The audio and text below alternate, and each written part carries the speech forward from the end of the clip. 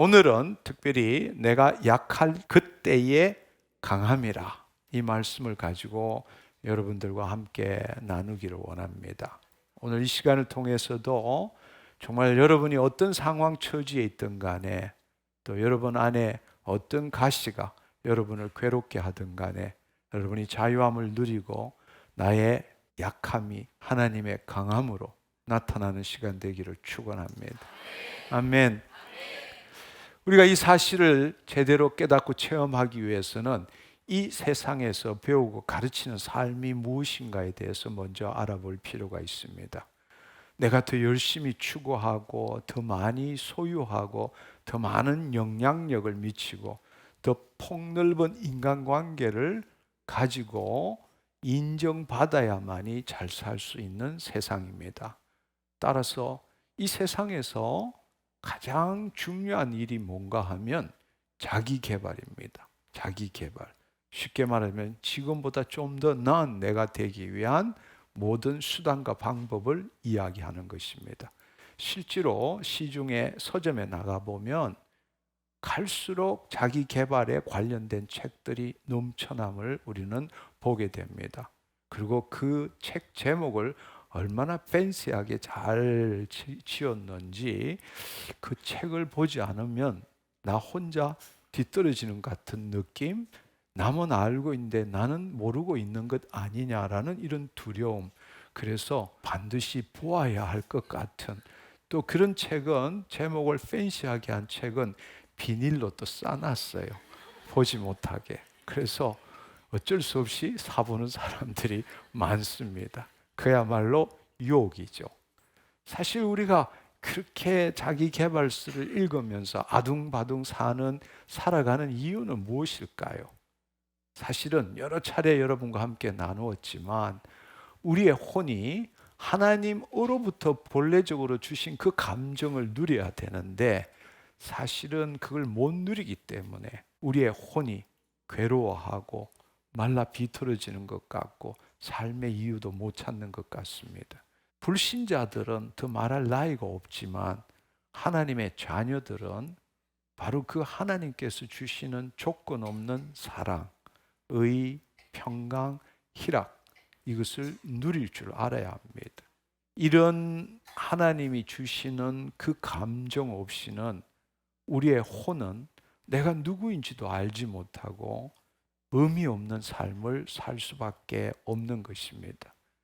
근데 문제는 뭔가 하면 우리의 혼이 그런 감정을 누려야 되는데 그것을 누릴 수가 없기 때문에 우리는 외부 환경의 에너지를 끌어들여 가지고, 쉽게 말하자면 그 외부 환경에 대한 생각과 감정으로 내 혼이 그런 감정을 누리려고 애쓰는 삶을 살아가고 있는 것입니다. 궁극적으로 자기 개발이라는 것은 바로 그것 때문에 필요한 것입니다. 근데 외부 환경으로부터 에너지를 끌어들여서 자기의 심중에 평강과 희락과 사랑을 누리는 삶을 추구하는 사람들은 두 가지 문제를 일으키게 됩니다. 첫 번째로는 그렇게 하면 할수록 점점점 자신의 존재를 자신의 생각과 감정에 팔아먹는 삶을 살게 된다는 것입니다. 왜냐하면 외부 환경으로부터 자신의 그 혼이 본래 하나님으로부터 주어진 감정을 누리려고 애쓰니까 그렇게 살면 살수록 자기 존재를 외부 환경에 팔아먹게 되는 거죠. 그것이 소위 말하는 뭐 때문에 증후군입니다. 뭐 때문에 힘들어, 뭐 때문에 괴로워, 뭐가 없어 불행해, 나는 뭐가 없어서 너무 힘들어. 그러니까 그 외부 환경에 대한 생각과 감정에 내 존재를 날마다 팔아먹고 있는 겁니다. 본래는 내 혼이 내 생각과 감정을 통해서 외부 환경에 주님의 영광을 나타내는 게 본래 하나님의 자녀인데 우리는 그렇게 살지 못하는 것입니다. 또 우리가 그런 삶을 살게 되면 일시적으로 그런 감정을 누릴 수는 있어요. 우리의 에너지와 시간과 또 합당하다고 생각하는 질서에 따라서 뭔가를 얻어도 그것은 지속적일 수는 없다는 겁니다. 일시적인 기쁨, 그것을 누릴 뿐입니다. 그러면 결과는 어떤가? 바로 우리는 더 그렇게 얻으면 얻을수록 결핍되고 갈증을 더 누리게 되는 거죠. 더 찾게 되는 겁니다. 그러면 결국에는 중독 사이클에서 벗어날 수가 없게 되는 겁니다. 늘 우리는 생각해야 되고 행동해야 되고 뭔가를 이루어야 되고 뭔가를 찾아야 되고 그렇게 해야만이 그나마 내 혼이 하나님이 본래적으로 주신 그 감정을 조금이라도 누리게 되는 것입니다. 이것이 바로 모든 인간이 지금 살아가고 있는 방식입니다. 사실 우리가 이 행복감을 지속적으로 누리기 위해서 항상 자신이 만든 상상의 이야기를 추구해야 합니다. 나는 이래야 되고, 나는 뭔가를 누려야 되고, 나는 뭔가를 가져야 되고, 결국에는 지금에 있는 내 존재, 이 상태로서는 그런 감정을 못 누린다고 자신이 믿고 있기 때문에 좀 더 나은 자신이 되기 위해서 노력해야 된다고 생각하는 것입니다. 한편으로는 행복감을 계속 유지하기 위해서는 늘 내 삶 가운데 들어오는 문제 해결을 해야 한다고 생각합니다. 왜냐하면 지금 자신이 행복하지 못한 이유는 바로 이 문제를 해결하지 못하기 때문이라고. 그 문제 때문에 내가 행복하지 못한다라고 믿고 있기 때문입니다.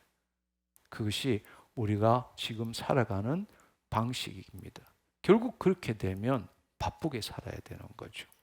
바쁘게 살아야 됩니다. 바쁘게 살지 않으면 더 힘들어지는 것이 뭔가 하면 하나님의 영이 떠난 다음부터는 하나님이 주시는 사랑, 의, 평강, 희락 대신에 늘 죄책감, 두려움, 수치심, 결핍, 욕구, 공허함, 상실감들이 우리의 내면에서 올라오기 때문입니다.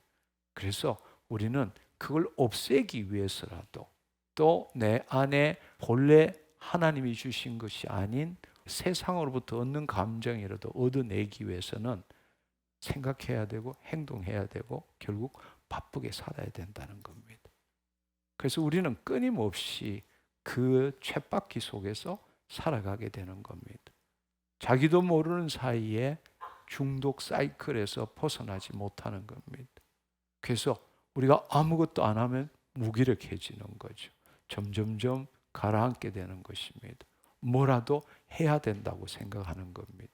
그래서 사실 휴식이 필요함에도 불구하고 잠시도 가만히 있지를 못하게 되는 것입니다. 이렇게 타락한 혼으로, 즉 몸의 종노릇하는 혼으로, 다른 말로 자신의 생각과 감정에 묶여서 살아가는 사람들은 눈에 보이는 이 물질 세계가 전부라고 믿고 있는 겁니다. 우리가 몇 주 전부터 여러 차례 말씀을 드렸지만 보이는 세계에서 모든 물질들은 국소성을 갖고 있죠.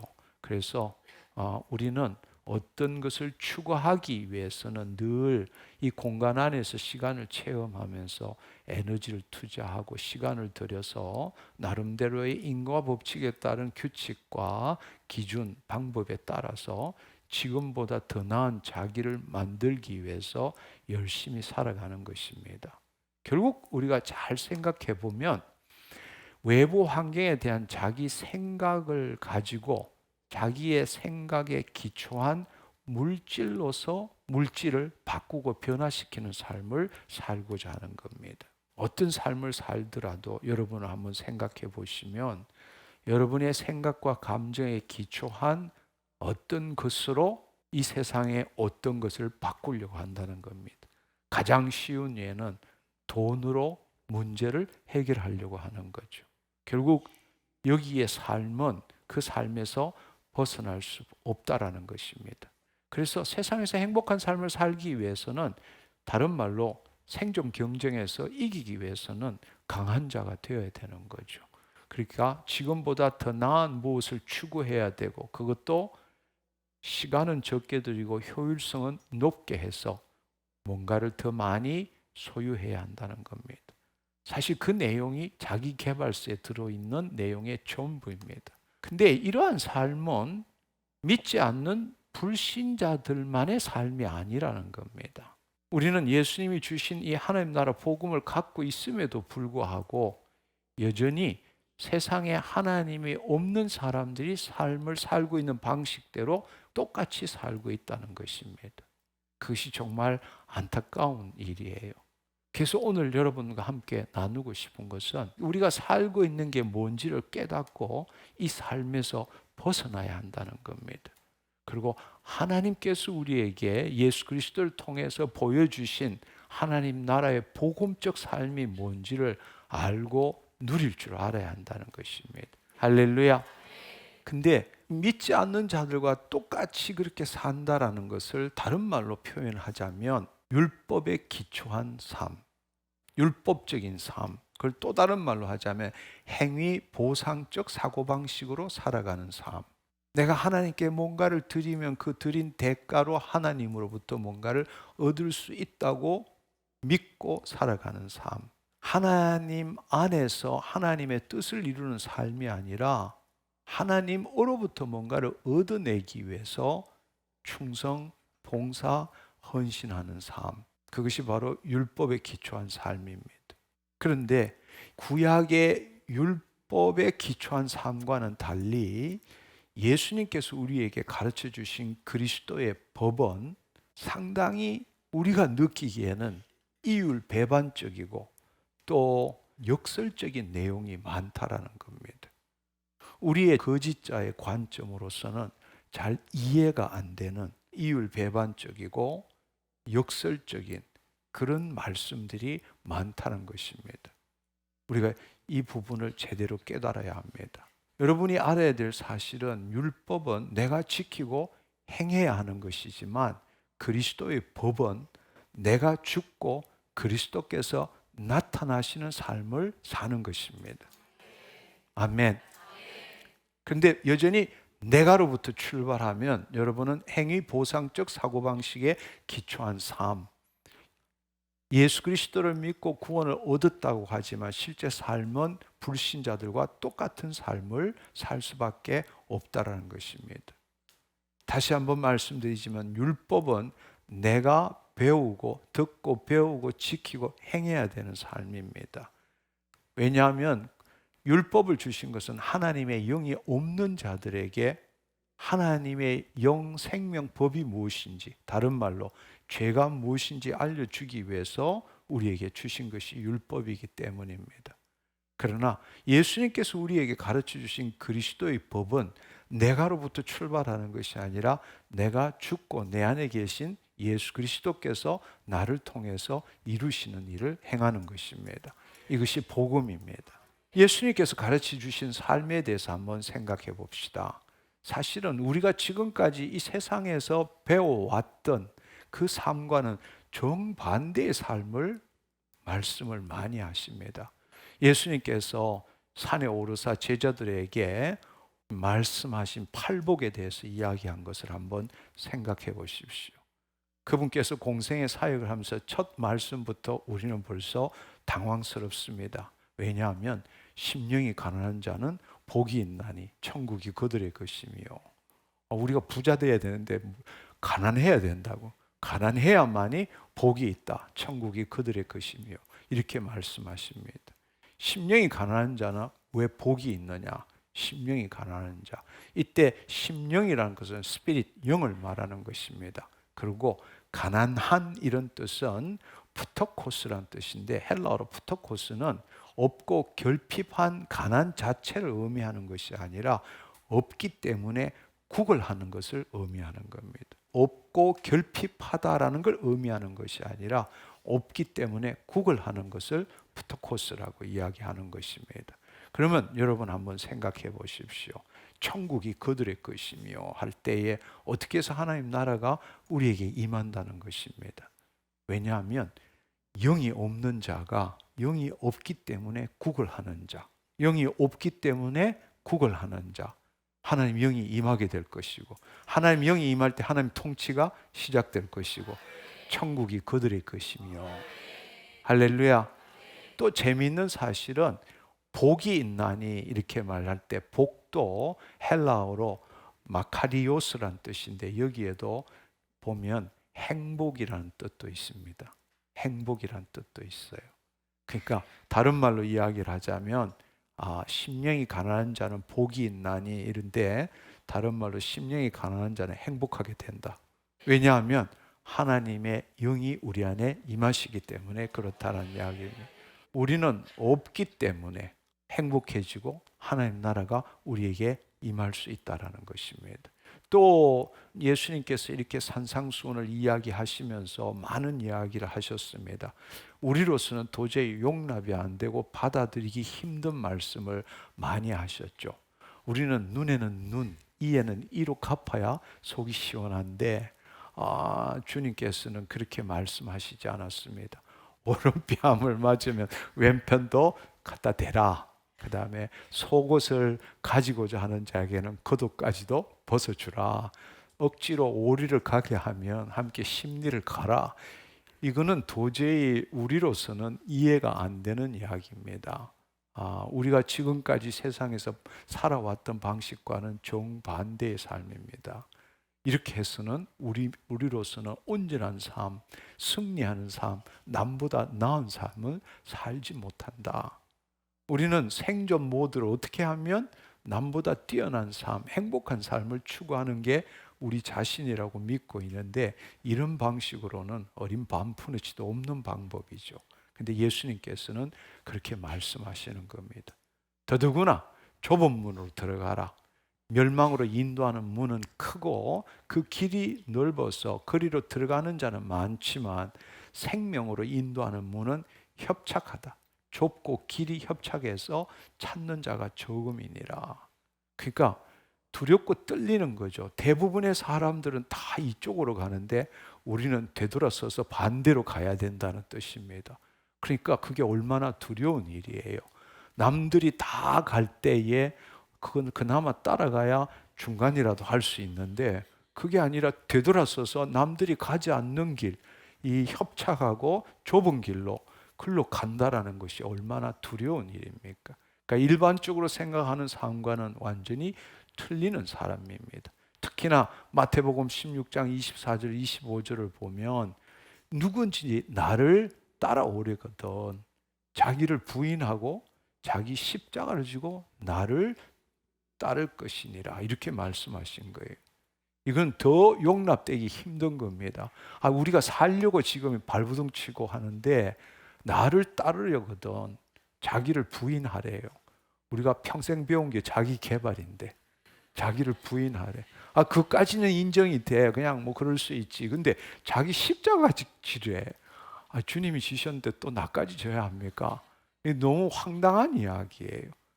그러니까 이 하나님 나라 복음을 알지 못하면 이 성경의 말씀을 찬찬히 뜯어보면 이 혼돈, 혼미, 당혹스러운 일이 너무 많은 거예요. 그렇지만 이 안에 놀라운 복음의 비밀이 있다라는 것입니다. 할렐루야. 근데 마태복음 16장 25절에 보면 누구든지 제 목숨을 구원하고자 하면 잃을 것이요 누구든지 나를 위하여 제 목숨을 잃으면 찾으리라 할 때, 이 목숨이라는 것은 목에 숨이 있는 육체를 가리키는 말이 아니라 여기서의 목숨은 헬라어로 푸시케, 혼을 의미한다는 겁니다. 자의식체인 혼이 내가 내 스스로의 삶을 살려고 애쓰면 잃어버릴 것이고, 예수 그리스도를 위하여 내 혼을 포기하면, 즉 내 혼이 몸의 종로릇에서 벗어나서 그리스도 안으로 들어가면 바로 우리는 생명을, 영생을 얻을 수 있게 된다, 이렇게 말씀하신 겁니다. 따라서 자기 십자가를 진다라는 것은 자기가 목숨을 끊는다는 이야기가 아니라는 걸 여러분이 이해해야 합니다.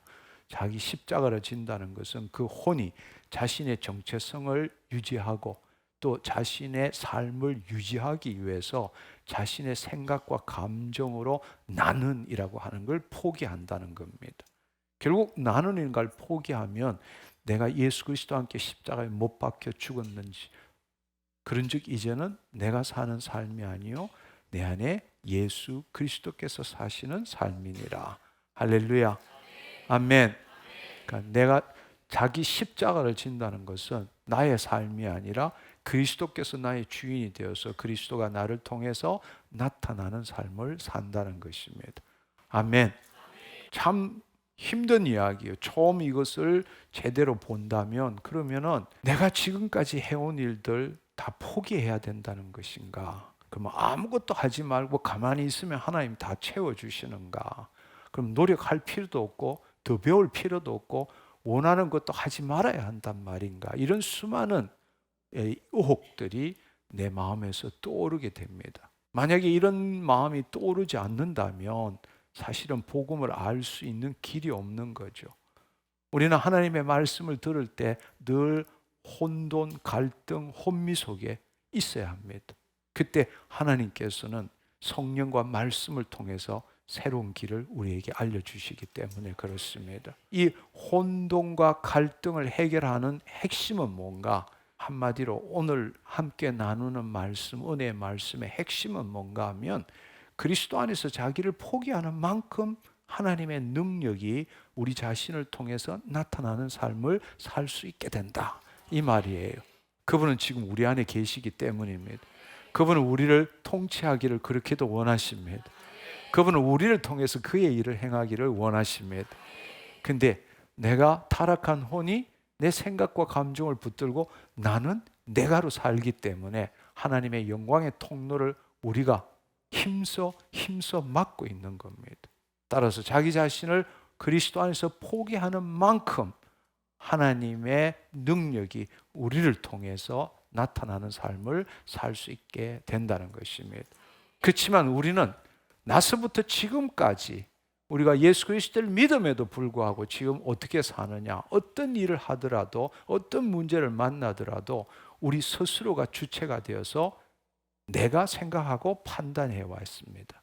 심지어 우리 믿는 그리스도인들도 해야 되는가, 하지 말아야 되는가, 왜 해야 되는가, 어떻게 해야 되는가, 이런 식으로 먼저 생각하고 그 문제의 답을 얻기 위해서 예수 그리스도 이름으로 기도하는 일이 대부분이라는 것입니다. 그렇게 기도함으로써 우리는 하나님의 선한 방향으로 인도함 받기를 원하는 거죠. 그렇지만 여러분이 생각해 보면 그것은 여전히 내가 주체인 삶을 사는 겁니다. 일을 어떻게 해야 되는가, 해야 되는가, 하지 말아야 되는가, 왜 해야 되는가, 이런 수많은 문제를 풀기 위해서 주님께 기도하고 하나님의 그 인도함을 받기를 원한다면 결국 여전히 내가 내 삶의 주체가 되어서 하나님과 같이 되어 선악을 알 줄 하나님이 아시더라, 마귀가 한 말이에요. 근데 마귀가 한 말 그대로 우리가 지금 살고 있는 거예요. 우리는 내가 예수 그리스도와 함께 십자가에 못 박혀 죽었나니 그런 적이 이제 내가 산 것 아니요 내 안에 예수 그리스도께서 하신 것이라. 아멘. 하지만 실제 삶은 되돌아보면 여전히 자기가 주체가 되어서 하나님과 같이 돼요.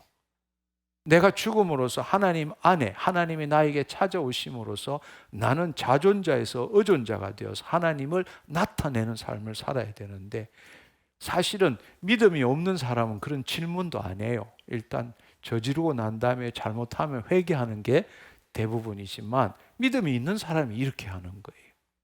자기가 여전히 주체가 되어서 머리 굴리고 그 다음에 죄 안 짓고 꽃길을 걷기 위해서 주님한테 기도하는 이 삶을 산다는 겁니다. 그렇지만 여러분이 알아야 될 사실은 믿음이 있는 것처럼 사는 것 같지만 그것도 자기가 주체인 삶을 살고 있다는 것입니다.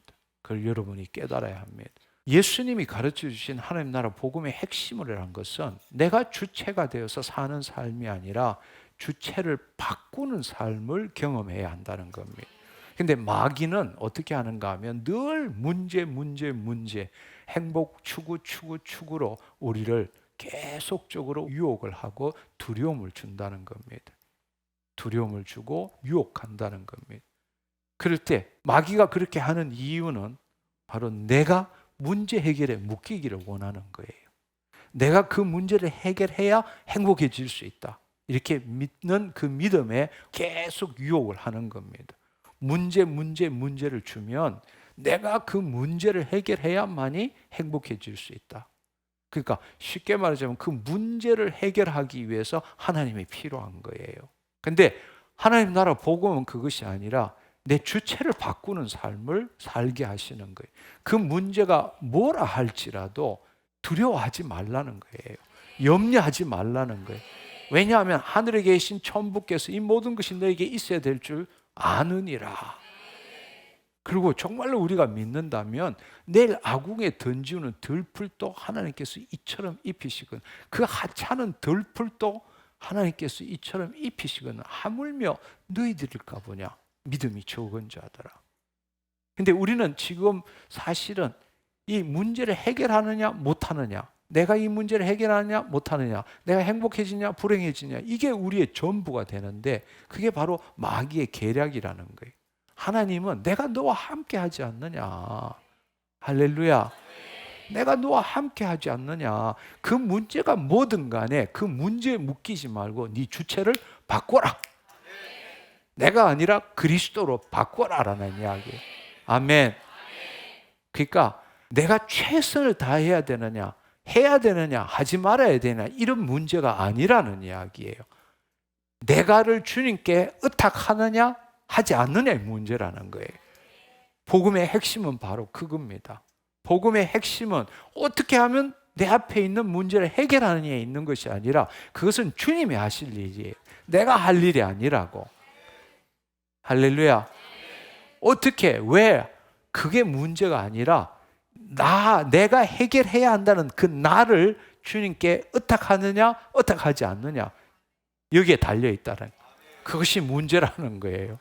정말 우리가 깨달아야 될 것은 우리의 존재는 이 보이는 세계에서 무엇을 획득하는 것이 아니라 무엇이 되는가로 지음을 받았다는 걸 알아야 합니다. 바로 예수님께서 우리에게 말씀해 주신 것이 우리가 본래 하나님의 자녀고 하나님의 형상을 따라 모양대로 지음을 받았고, 너희가 내 안에, 내 말이 너희 안에 거하면 무엇이든지 원하는 대로 구하라 그리하면 이루리라. 그게 본래 우리의 삶이었다는 걸 알려주시는 거예요. 그 말이 너희가 내 안에, 내 말이 너희 안에 있다는 것은 타락전의 상태를 말하는 거잖아요. 우리가 하나님의 형상을 따라 모양대로 지음을 받았고 이 땅에 하나님의 현년으로 사는 거고 하나님의 말씀대로 생각하고 느끼고 말함으로써 이 땅에 하나님 뜻을 이루는 존재였잖아요. 할렐루야. 그 타락 전의 이야기를 타락 후에 이제 예수님께서 오셨기 때문에 너희가 내 안에, 내 말이 너희 안에 있으면, 너희가 내 안에, 내 혼이 하나님의 영 안에 있고 내 말이 너희 안에 있다면, 우리의 심중에 주의 말씀대로 이루어진 게 있다면 무엇이든지 심중에 있는 것, 무엇이든지 원하는 대로 구하라 그리하면 이루리라. 이게 하나님이 우리에게 하나님 자녀로서 살도록 하시는 겁니다. 아멘. 그러니까 우리가 내가 주체가 되어서 일해야 돼요, 하지 말아야 돼요, 어떻게 해야 돼요, 왜 해야 돼요, 주님 어떻게 하면 죄 안 짓고 할 수 있어요, 이 문제가 아니라는 거예요. 근데 우리는 지금 속아서 여전히 자기가 주체가 되어가지고 자기 이 문제를 해결하기 위해서 하나님께 기도하고 어떤 면으로 보면 하나님을 이용하는 삶을 사는 거예요. 안타깝지만 우리가 그렇게 지금 살고 있는 겁니다. 그러나 마귀에 속지 않기를 축원합니다. 그래서 나를 따르려거든, 나를 따르는 자는 자기를 부인하고 자기 십자가를 진 자만이 나를 좇을 수 있다고 말씀하신 거예요. 아멘. 네. 그러니까 그 문제를, 어떤 일이 있더라도 그 문제는 나하고 아무런 상관이 없다는 걸 알아야 합니다. 아멘. 그 문제를 해결하시는 분은 내 안에 계신 주님이시지. 근데 더 놀라운 사실은 주님이 내 문제를 해결하기 위해서 내 안에 오신 게 아니에요. 사실은 그것과 비교될 수 없는, 주님은 내 안에 오신 이유는 나를 통해서 당신의 창조 목적을 이루기 위해서 우리 안에 계신 거라고. 할렐루야. 그 창조 목적을 이루기 위해서 우리 안에 신성을 주시고 원복을 주신 거라고. 그러니까 그 하나님의 뜻을 이룰 때 문제라는 것은 정말 꾀째째한 일밖에 안 되는 거예요. 이 우주의 창조 역사에 참여하는 게 우리인데, 우리는 기껏해서 죄사함 받고 구원 얻고는 내 문제 해결하기 위해서, 행복하기 위해서 살아간다는 건 너무 좀스러운 삶이에요. 우리 그런 사람 아닙니다. 아멘. 우리 그런 사람 아니에요. 이 위대한 하나님의 창조 역사에 참여하는 자라고. 그게 자녀의 삶이라는 겁니다. 근데 그것이 얼마나 놀랍고 아름답고 신비로운지 모르고 그저 나를 못 벗어나서 내 이 문제 해결하고 내가 좀 더 행복해지고 내가 더 고통 안 받고 여기에 초점을 맞춰서 신앙생활을 한다는 게 얼마나 좀스러운 삶인지요. 우리 그것에서 벗어납시다. 아멘. 그렇다면 하나님께서는 자기를 포기한 자에게 임하셔서 자기를 포기한 자를 통해서 하나님의 영광을 드러내는 그 삶이 뭔지를 우리가 제대로 이해하기 위해서는 성경의 대표적인 두 사람의 예를 들어서 함께 알아보기를 원합니다. 다른 말로 이야기를 하자면 하나님께서는 어떤 사람을 사용하실까? 우리는 모세와 사도 바울을 통해 가지고 우리는 뭘 깨달아야 되고 뭘 체험해야 되는가? 이 부분에 대해서 함께 알아보면 좋겠습니다.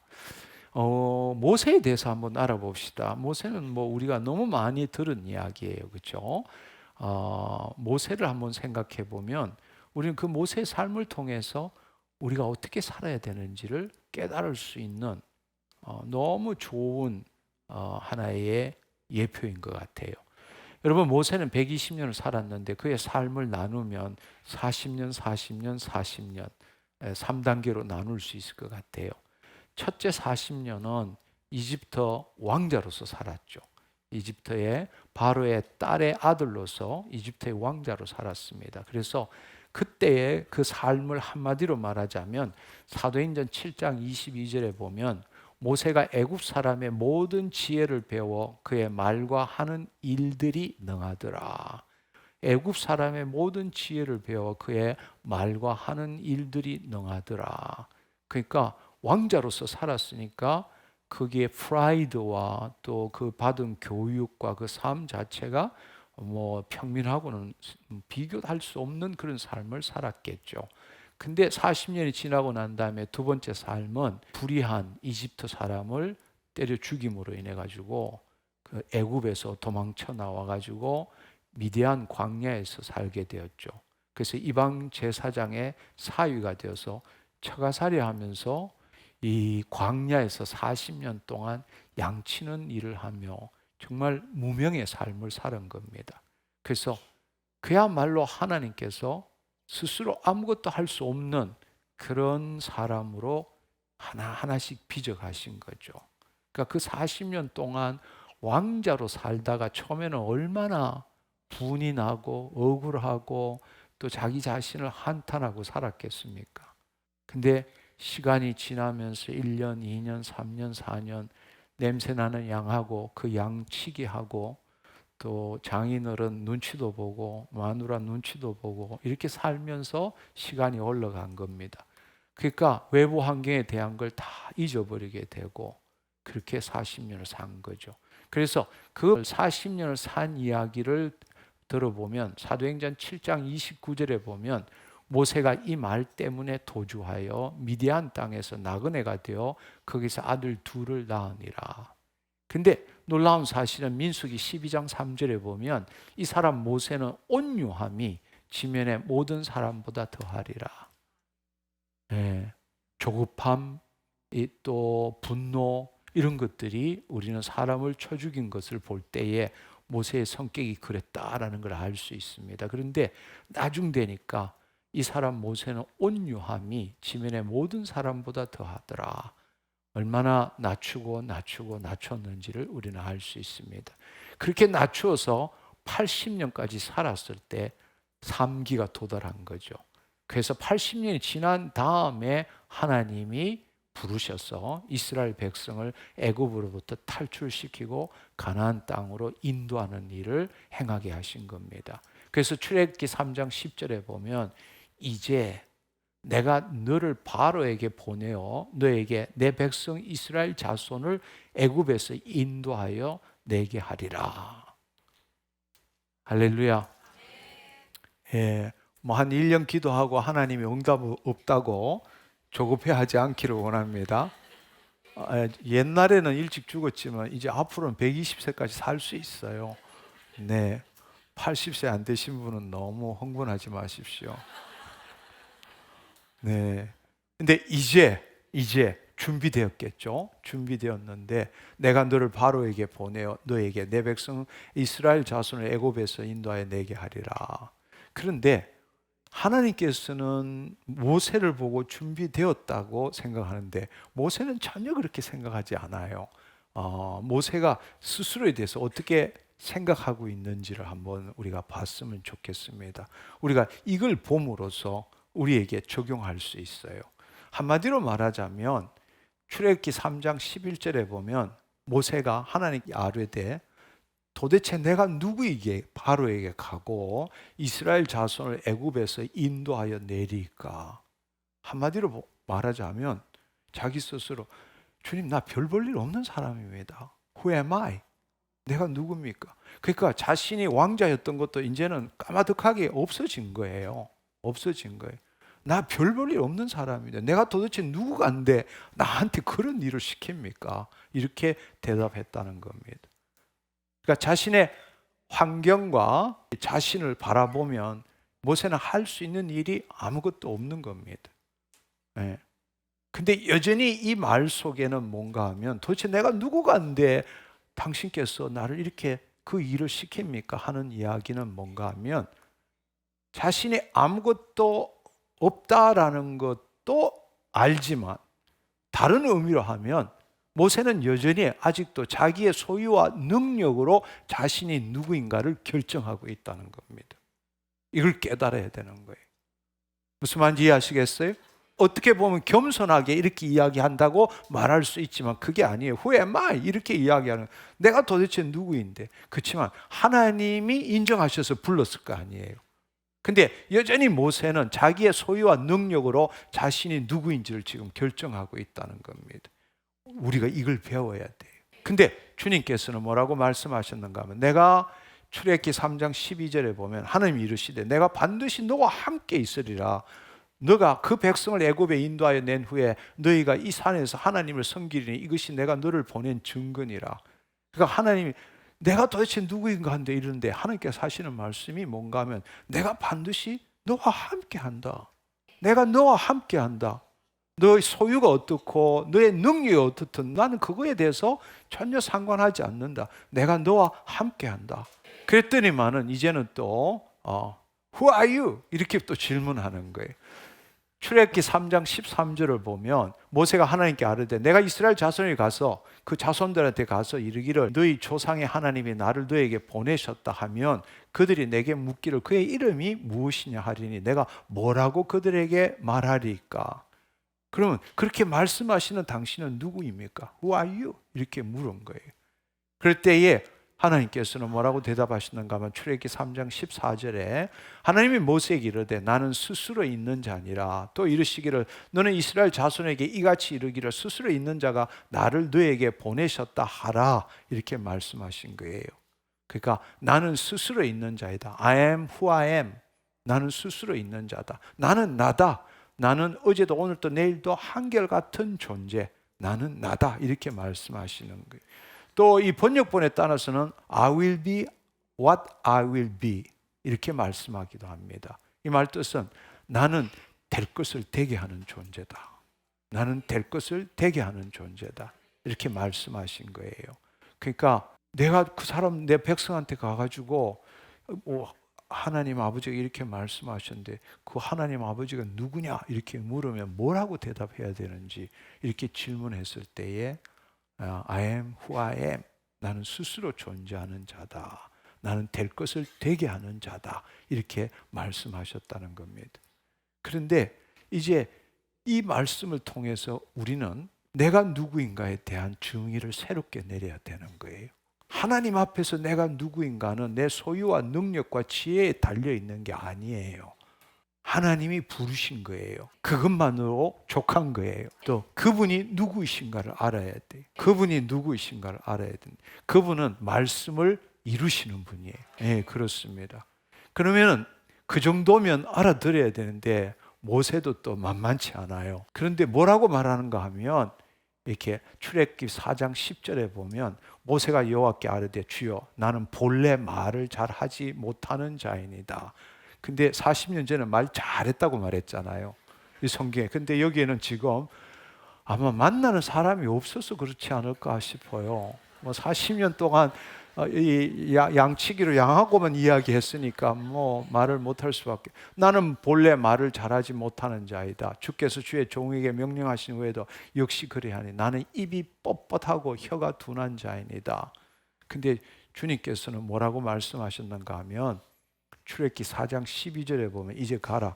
내가 내 입과 함께 있어서 할 말을 가르치리라. 그러니까 그렇게 하나님이 누구인지를 알려줬는데도 자기를 바라보고 있는 거예요. 자기의 현 상태를 보는 거예요. 자기의 현 상태를 보니까 결핍하고 부족한 거예요. 그러니까 나는 말도 잘 못하는 사람입니다. 나는 말도 잘 못하는 사람. 이건 뭘 의미하는가? 여전히 자신의 현실을 바라보는 거예요. 자기를 바라보면서 자기의 현재를 바라보면서 자기의 결핍과 부족을 바라보는 거예요.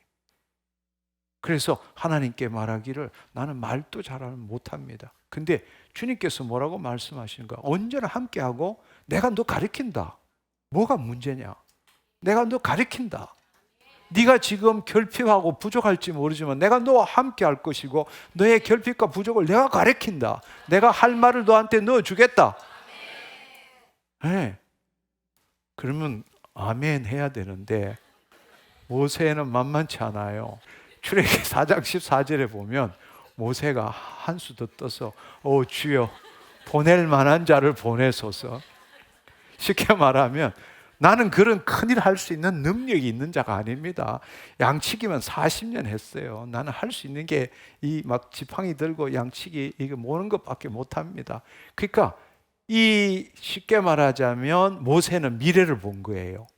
자기 민족을 이끌고 출애굽을 시켜서 가나안 땅에 간다. 이 미래를 생각하니까 멘붕이 온 거라고. 내 능력으로 불가능한 이야기라는 거예요. 불가능한 이야기라고. 그러니까 나는 큰일 할 수 있는 능력이 있는 자가 아닙니다. 주여 보낼 만한 자를 보내소서. 미래에 대해서 걱정하는 거예요.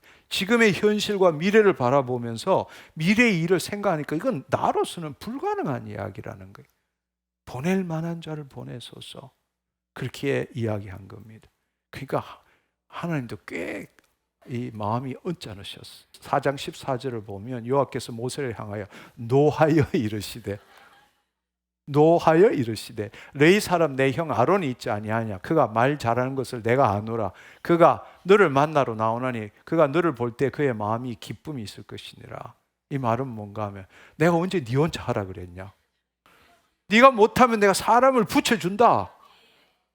내가 언제 네 혼자 그 일을 하라 그랬느냐. 내가 그 일 할 수 있는 사람들 함께 하게 할 것이다. 이렇게 말씀하시는 거예요. 그러니까 이걸로 끝내면 또 얼마나 좋을 것 같아. 근데 이제 이런 이야기를 하니까 이제 옛날 생각도 나니까 이 모세가 뭐라고 그런가 하면 나는 과거에 쓰라린 상처를 갖고 있는 사람입니다. 쓰라린 실패를 갖고 있는 사람입니다. 그러니까 과거를 또 되돌아보는 거예요. 그러니까 그 왕자로 있었지만 이집트 사람 패죽여 가지고는 도망 나왔잖아. 근데 지금 40년이 지났는데 다시 그 왕궁으로 들어가면 날 알아보는 사람이 있을 거 아니냐는 거예요. 그리고 저는 마침내 왔다. 옥에 가두든지 죽이든지 할 거니까 모세가 하나님한테 나는 과거에 쓰라린 실패가 있는 사람입니다. 이렇게 이야기한 거예요. 그러니까 출애굽기 5장 23절에 보면 내가 바로에 들어가서 주의 이름으로 말한 후부터 이 백성을 더 학대하여 주께서도 주의 백성을 구원하지 아니하시나이다. 내가 가면 사달이 납니다. 될 일도 안 됩니다. 그러니까 이 완전히 모세는 그냥 끝까지 자기 중심으로 자기가 주체인 삶을 가지고 자기 생각으로 하나님과 교제하는 거예요. 현재 나는 부족합니다. 미래를 보니까 불가능합니다. 과거를 보니까 내가 가면 될 일도 안 됩니다. 이렇게 생각하는 거예요. 과거, 현재, 미래 다 돌아봐도 자기가 주체이면 할 수 있는 일이 아무것도 없어. 아무것도 없다고요. 네. 근데 주님께서는 내가 한다는데 네가 왜 말이 많냐? 너는 가서 내 말 하고 지팡이 흔들면 나머지는 내가 알아서 한다. 이렇게 말씀하신 거예요. 그러니까 과거가 어떻든 간에 걱정하지 말라. 그렇다면 오늘 우리가 이 말씀을 통해서 우리가 배워야 될 게 뭐냐? 하나님은 어떤 사람을 사용하시는가? 첫째, 자기 자신이 누구인지를 알아야 되는 거예요. 자기 자신이 누구인지 알아야 돼.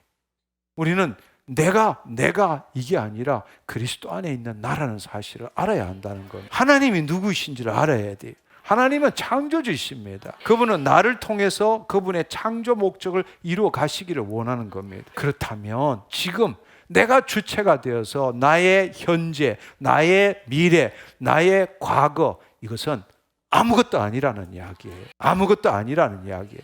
그것에 대해서 어떻게 생각하든 자기를 부인하고 자기 십자가를 지는 일이 필요한 거지. 핑계 댈 게 없다라는 이야기예요. 주님께서 하십니다. 그게 하나님의 자녀의 삶이에요. 우리 안에 하나님 영이 계시잖아요. 우리가 예수 그리스도 안에 새로운 피조물이 되었잖아요. 그렇다면 우리의 혼의 구원을 통해서 내가 내 혼이, 타락한 혼이 자기의 몸의 종로로 돼서 자기 생각, 과거의 생각, 현재의 생각, 미래의 생각으로는 할 수 있는 일이 아무것도 없다라는 이야기예요. 그게 어떤 상황이든 간에 과거가 어땠든 현재가 어땠든 미래가 어떻든 상관없다라는 이야기예요. 주님이 행하십니다. 주님이 행하십니다. 예, 그분은 될 일을 되게 하시는 분입니다. 스스로 존재하시는 분입니다. 그분이 내 안에 오셨습니다. 그렇습니다. 두 번째로는 사도 바울의 고백을 한번 들어봤으면 좋겠습니다. 고린도후서 12장 7절에서 10절의 말씀인데요. 제가 한번 빨리 읽어볼게요. 여러 계시를 받은 것이 지극히 크므로 너무 자만하지 않게 하시려고 내 육체에 가시 곧 사탄의 사자를 주셨으니 이는 나를 쳐서 너무 자만하지 않게 하려 하심이니라. 이것이 내게서 떠나가게 하기 위해서 내가 3번 주께 간구하였더니 나에게 이르시기를 내 은혜가 너에게 족하도다. 이는 내 능력이 약한 데서 온전하여 지심이라 하신지라. 그러므로 도리어 크게 기뻐함으로 나의 여러 약한 것들에 대하여 자랑하리니 이는 그리스도의 능력이 내게 머물게 하려 함이니라. 그러므로 내가 그리스도를 위하여 약한 것들과 능력과 궁핍과 박해와 공고를 기뻐하노니 이는 내가 약한 그때의 강함이라. 이렇게 말씀하셨습니다. 바울은 사역 동안에 엄청난 일을 했죠. 죽은 자도 살리고 또 이 말씀 이전에는 뭔가 하면 영혼이 삼천청으로 가서 낙원으로 가서 말할 수 없는 그 일들을 보고 돌아온 상태입니다. 근데 그러니까 엄청난 하나님의 계시도 받았죠. 근데 문제는 뭔가 하면 그럼에도 불구하고 자신의 육체에 가시가 있다라는 겁니다. 우리가 이 사실을 통해서 알아야 될 것은 하나님의 사람은 온전한 사람인가? 결코 그렇지 않다는 이야기입니다. 어떤 사람이라도 가시 없는 사람은 없습니다. 그것이 육체적이든 정신적이든 관계적이든 간에 가시가 있다라는 거예요. 근데 우리는 가시가 있으면 하나님이 사용 못한다. 그리고 우리의 대부분의 삶은 이 사도 바울처럼 하나님의 일을 행하기보다 가시를 없애기 위해서 인생 전부를 바치는 사람들이 너무 많다는 거예요. 그 가시 때문에 내가 불행하다고 믿고 있는 거예요. 그렇지만 여러분, 가시 없는 사람은 없습니다. 이 위대한 일을 한 사도 바울도 가시가 있다는 이야기예요. 이게 얼마나 큰 위안이 되고 또 우리가 어떻게 살아야 될 줄을 우리가 알게 되는 것입니다. 너무 많은 사람들이 자기 가시를 없애야만이 행복해질 수 있고 하나님께 쓰임 받을 수 있다고 그렇게 믿고 있는 거예요. 그렇게 말한다면 사도 바울은 사도가 될 수가 없는 겁니다. 그렇지만 여러분 한번 생각해 보세요. 유두고를 살린 사람입니다. 사도 바울이 한 일이 얼마나 많습니까? 얼마나 많아요. 그리고 3,000층까지 갔다 온 사람인데도 불구하고 여전히 가시가 있다라는 겁니다. 이것은 하나님이 어떤 사람을 사용하느냐. 여러분이 가시가 있다고 해서 하나님이 사용 못한다? 누가 그렇게 말했습니까? 여러분의 잘못된 생각일 뿐이죠. 여러분이 생각을 바꾸시기를 축원합니다. 그렇습니다. 그 자신의 육체에 사단의 사자, 즉 가시가 있다라는 것을 이 말씀을 통해서 이야기를 했습니다. 근데 우리가 이 말씀을 읽어보면 처음에는 그 가시가 사단의 사자라고 그렇게 생각을 했지만 나중에는 사단의 가시가 자신을 자만하지 않게 하는 하나님의 은혜의 도구라고 고백하고 있습니다. 아멘. 쉽게 말 고린도후서 이 12장 7절의 말씀에 보면 여러 계시를 받은 것이 지극히 크므로 너무 자만하지 않게 하시려고 교만하지 않게 하시려고 내 육체의 가시 곧 사단의 사자를 주셨으니 이는 나를 쳐서 너무 자만하지 않게 하려 하심이니라. 그러니까 한마디로 말하자면 사도 바울은 어쩌면 남들 보기에 좀 창피하고 어떻게 저런 사람이 하나님의 사람이 될 수 있을까 할 정도의 고질적인 질병이 있는 것 같아요. 그래서 사도 바울은 이것을 없애달라고 3번이나 주님께 간구했습니다. 근데 이게 무슨 질병인지는 구체적으로 나와 있지 않아요. 그래서 학자들 간의 주장이 아주 분분합니다. 마틴 루터는 마귀의 공격이라고 해석했고 터툴리아는 가시가 두통이라고. 갑자기 막 이렇게 되는 두통이라고. 어거스틴이나 토마스 아켄피스 같은 신학자들은 바울이 정욕을 컨트롤하지 못해서 그게 가시라고 그렇게 주장하기도 하고, 칼빈이나 크리스 소톰은 바울을 끝까지 따라다니며 돌을 던지고 죽이려고 하는 유대주의자들과 이단들이 그의 가시였다 이렇게 주장하기도 합니다. 근데 많은 사람들은 육체를 볼 때는 안질, 눈의 문제 아니면 간질, 발작 이거였다고 많은 사람들이 주장합니다. 그러니까 이 학자들 간에 나름대로 이렇게 써놓은 것만 봐도 이거 심각한 이야기죠. 예를 들어서 간질이 있다고 생각해 보세요. 말씀을 전하다가 막 거품 물고 막 이렇게 되면 아니 저 사람이 진짜 하나님의 사람일까? 얼마나 심각한 문제겠어요. 심각한 문제겠어요. 근데 우리가 다시 생각해 볼 것은 뭔가 하면 사도 바울은 왜 우리가 이렇게 궁금하도록 정확하게 가시가 뭔지를 알려주지 않았을까? 근데 제 생각에는 그런 것 같아요. 사도 바울이 자신만의 그 가시를 이야기하지 않는 것은 우리 모두가 육체적, 정신적, 관계적 나름대로의 가시가 있음을 알리도록 하기 위해서 자신의 가시를 정확하게 표현하지 않았다고 생각합니다. 자기 이름에도 불구하고 하나님이 사용한 것처럼 우리 모두도 다 가시가 있는 존재인데 그 가시 때문에 하나님이 사용 못하는 게 아니다. 오히려 그 가시가 있기 때문에 교만하지 않고 내가 약함으로 해서 하나님의 강함이 나타나도록 하는 그 수단이다.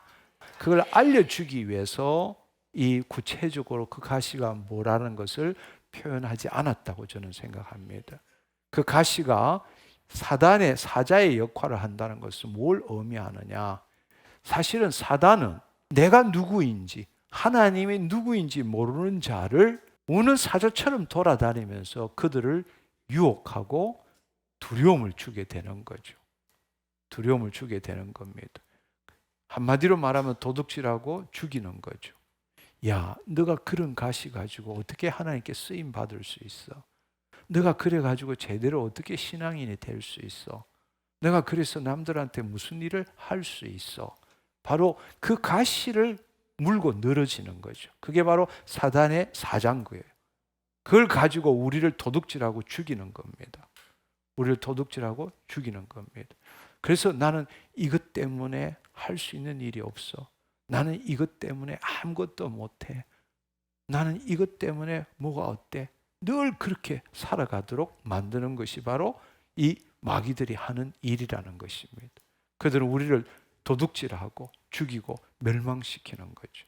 그러나 내가 누구인지를 아는 자, 두 번째 하나님이 누구인지 아는 자, 그 자들은 바로 이것이 유혹과 두려움으로 인해서 마귀의 밥이 되는 것이 아니라 오히려 이것을 통해서 더 겸손한 자가 되고 교만하지 않고 더 겸손한 자가 되고 자신을 포기하는 만큼 하나님의 권능이 자신을 통해서 나타나는 것을 경험하는 자가 된다는 사실입니다.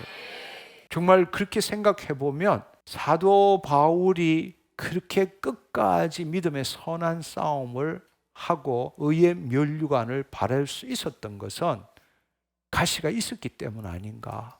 왜냐하면 그만큼 놀라운 능력이 사도 바울에게 주어졌기 때문입니다. 그러나 그 가시가 있기 때문에 끝까지 교만하지 않고 겸손하고 충성할 수 있었고, 또 교만하지 않고 겸손하기 때문에 하나님의 권능이 계속적으로 나타났던 것입니다.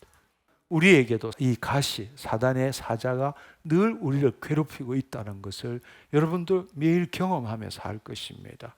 근데 그것에 묶이지 않기를 축원합니다. 그래서 다시 말씀드리지만 부족함 없는 사람은 없습니다. 가시 없는 사람은 없습니다. 고통받지 않는 사람은 없습니다. 괴로움 없는 사람은 없습니다. 그것이 육체적이든 정신적이든 관계적이든 물질적이든 어떤 면에 있어서도 우리는 어느 한 부분의 특정한 가시 때문에 늘 고통받고 괴로움 속에 살고 있다는 것입니다. 그것이 어쩌면 태어날 때부터 있을 수도 있고, 선천적일 수도 있고, 후천적일 수도 있고, 사고일 수도 있고, 자신의 실수일 수도 있고, 자신의 실패일 수도 있다는 겁니다. 가시라는 게 무슨 말인지 이해하시겠어요? 태어날 때부터 있을 수도 있고, 후천적일 수도 있고, 사고일 수도 있고, 심지어는 내 실수, 내 잘못, 내 실패로서 생겨난 가시일 수도 있다는 이야기예요. 그렇지만 그럴 때에 마귀는 바로 그 부분을 물고 늘어지는 겁니다. 너 같은 인간이, 너 같은 사람이, 너가 이렇게 잘못했는데, 너가 이렇게 피해를 줬는데. 그렇지만 하나님께서는 우리의 과거, 현재, 미래를 보지 않습니다. 내가 누구인가, 하나님의 누구인가를 아는 자를 불러서 사용하십니다. 그 가시가 뭐라 할지라도 여러분이 하나님의 자녀로서 하나님의 영광을 드러내는 방해물일 수는 없습니다. 오히려 하나님의 더 큰 영광을 드러낼 수 있는 은혜의 수단입니다. 그것을 여러분들이 이해하면 좋겠습니다.